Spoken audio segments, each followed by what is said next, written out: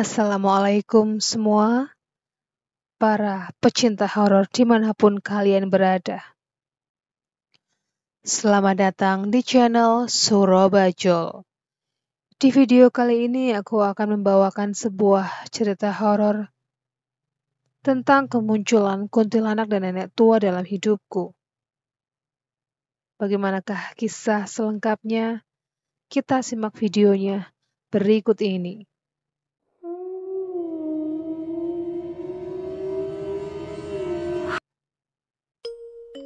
Astaga, untung kamu gak mati. Begitu kata ibuku tercinta ketika usai mendengar aku bercerita. Wajahnya nampak panik.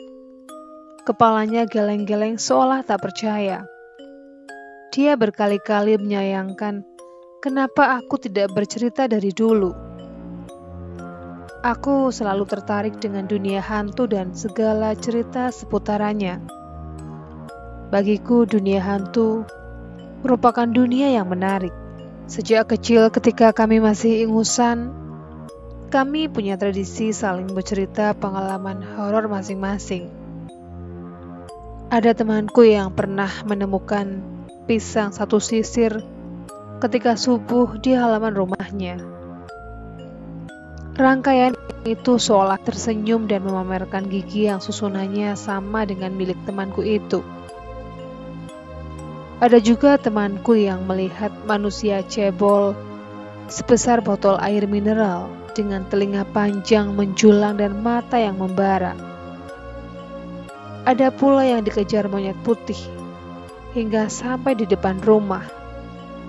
Dan ada juga yang sedang main sore hari, kemudian diculik oleh nenek tua dengan buah dada menjuntai sebesar pepaya Bangkok purba. Dia juga dipaksa makan apel yang dikerumuni belatung. Mendengar semua kisah itu, aku hanya bisa melongo. Meskipun aku tahu beberapa dari mereka pembual ulung. Tapi, sial. Kapan ya aku bisa pamer juga pengalaman menegangkan yang seperti itu? Akhirnya aku memutuskan untuk berdoa. Sekali melihat hantu, dimanapun, kamu akan melihatnya lagi. Begitulah mitosnya. Dan suatu hari, ternyata doaku dikabulkan.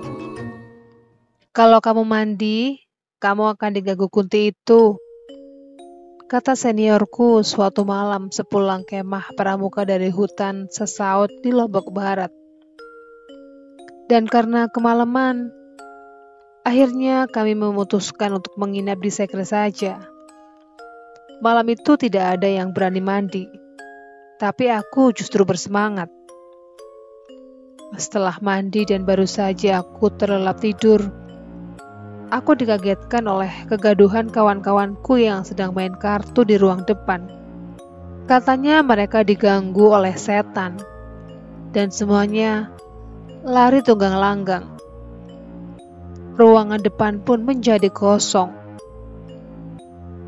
dan tinggallah aku sendiri di tempat seram itu. Selain rumahku jauh, aku tidak punya kendaraan untuk pulang. Lagi pula aku memang berniat bertemu si Kunti di sini. Tapi Kunti itu tak kunjung muncul. Dan aku pun kembali terlelap. Hingga kemudian muncul sebuah suara lirih yang asing. Dari celah jendela, angin kencang menerabas. Aku terbangun lagi. Dan kali ini dengan detup jantung yang tak karuan. Samar-samar, di pohon beringin luar bangunan, aku melihat sesosok bayangan putih bergelantung. Dengan perlahan, sangat pelan, bayangan itu bergerak menembus tembok, kemudian berdiri tepat di atas tulang keringku. Dia menunduk, menatapku. Matanya sayu di balik rambut menjuntai di wajahnya. Kali ini aku menggigil bukan main.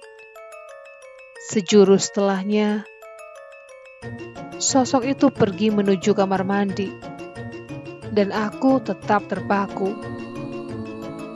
Meski mengerikan, diam-diam aku juga merasa gembira.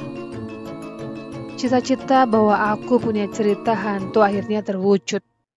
Keesokan harinya dengan sangat congkak, aku akan menceritakannya kepada para teman pramukaku yang pengecut itu. Merdeka sekali rasanya.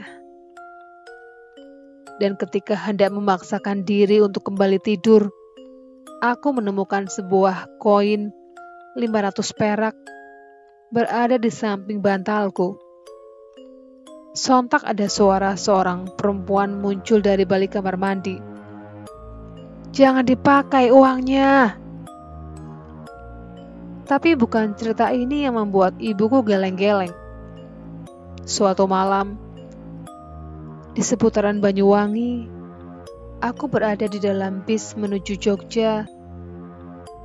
Usai menyeberang dari Selat Bali, orang-orang sudah terlelap. Hanya aku yang tersisa dan sopirnya yang terjaga. Masih sekitar 12 jam lebih perjalanan untuk tiba di lokasi tujuan. Aku pun memutuskan untuk tidur. Namun sesuatu yang mengagetkanku muncul persis di sebelahku. Sosok nenek tua berpakaian serba hitam dengan wajah peot dan pucat. Dia menyentuh bahuku dan dia berbisik. Nafasnya yang panas terasa di wajahku. Sementara punggungku terasa beku akibat cengkramannya. "Mas, tolong saya, Mas." Aku tak tahu harus berucap apa. Kali ini, nenek itu berusaha menarik tanganku. Aku seolah terbius dan kami pun berlari kencang ke arah sopir. Mendadak, nenek itu lompat ke kaca depan bis hingga pecah berantakan. Di depan hanya ada jalan lurus membentang dengan cahaya yang seluruhnya putih. Bis kemudian berhenti tepat di sebuah bangunan besar di ujung jalan. "Ayo Mas, cepat!" Nenek itu menyeretku kembali. Gerbang bangunan itu sangat megah. Mungkin ini surga, ucapku dalam hati sambil memikirkan apa yang tengah mengejar kami sebetulnya. Nenek itu mengajakku masuk. Aku menolak sekuat tenaga. Akhirnya nenek itu berlari masuk sendirian. Dari dalam gerbang yang segera tertutup, wajah tua renta itu seolah mengabarkan maha duka yang paling sunyi. Dia melambaikan tangan dan kembali meminta aku untuk ikut. "Ayo Mas." Dia berteriak mengucapkan suatu kalimat. Kalimat yang tak mungkin aku lupakan sampai kapanpun. Ketika aku balik badan, terdapat sesosok makhluk besar, seram dan gundul menghadang.